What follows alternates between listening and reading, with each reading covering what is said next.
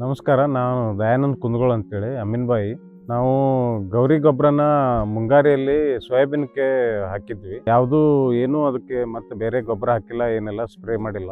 ಚಲೋ ರಿಸಲ್ಟ್ ಬಂದಿದೆ. ನಾವು ಎಕರೆಗೆ ಒಂದು 10 ಕ್ವಿಂಟಲ್ ಬರ್ಬೋದು ಅಂತೇಳಿ ಈಗ ನಾವು ನಿರೀಕ್ಷೆಯಲ್ಲಿ ಇದ್ದೀವಿ. ಗೌರಿ ಸ್ಪ್ರೇ ಬಳಕೆ ಮಾಡಿದ್ವಿ. ಈಗ ಇದಕ್ಕೆ ಕಡ್ಲೆಗೆ ಮತ್ತು ಬಾಳೆ ಮತ್ತು ತಾಳೆಗೆ ಗೌರಿ ಸ್ಪ್ರೇನು ಭಾಳ ರಿಸಲ್ಟ್ ಕೊಡ್ತಾ ಇದ್ರು. ಮತ್ತು ಅದು ಬಳಸೋದನ್ನು ಭಾಳ ಈಸಿ ಇದೆ. ಒಂದು ಬ್ಯಾಗ್ ಕೊಡ್ತಾರೆ, ಅದನ್ನು ಬ್ಯಾರಲಲ್ಲಿ 2-3 ದಿನ ನೆನೆ ಹಾಕೋದು. ಇದು ಕಾಟನ್ ಬ್ಯಾಗಲ್ಲಿ ಇರ್ತೈತೆ ಅದು.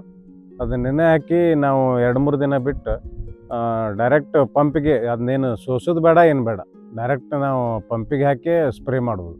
ಆಮೇಲೆ ಇದಕ್ಕೆ ಯಾವುದೂ ಹೊಡೆಯೋ ಮನುಷ್ಯನಿಗೆ ಇಫೆಕ್ಟೂ ಆಗೋದಿಲ್ಲ ಯಾವುದು ಏನು. ಅಂದ್ರೆ ಇದು ನ್ಯಾಚುರಲ್, ಇದ್ರದ್ದು ಕೆಮಿಕಲ್ ಎಲ್ಲ ಏನಲ್ಲ, ಚಲೋ ರಿಸಲ್ಟ್ ಐತಿ. ಆಮೇಲೆ ನಮ್ದು ಗಿಡ ಏನೈತಿ, ಪಾಮ್ ಗಿಡ ಎಲೆಗಳು ಚೇಂಜ್ ಆಗ್ಯಾವು. ಆಮೇಲೆ ಬಾಳೆ ಗಿಡದ್ದು ಎಲೆಗಳು ಚೇಂಜ್ ಆಗ್ಯಾವು. ಹೊಡೆದ ಮರುದಿನನೇ ರಿಸಲ್ಟ್ ನಮ್ಗೆ ಸಿಕ್ಕೈತಿ. ಕಡ್ಲಿಗೆ ಅಂದರೂ ಹಾಗೆ, ನಾವು ಹೊಡೆದ ಮರುದಿನನೇ ಅದು ನಮಗೆ ರಿಸಲ್ಟ್ ತೋರಿಸೈತಿ. ಆಮೇಲೆ ಹೂವು ಜಾಸ್ತಿ ಹಿಡ್ದೈತಿ, ಚಲೋ ಗ್ರೋತ್ ಬಂದೈತಿ ಕಡ್ಲೆ.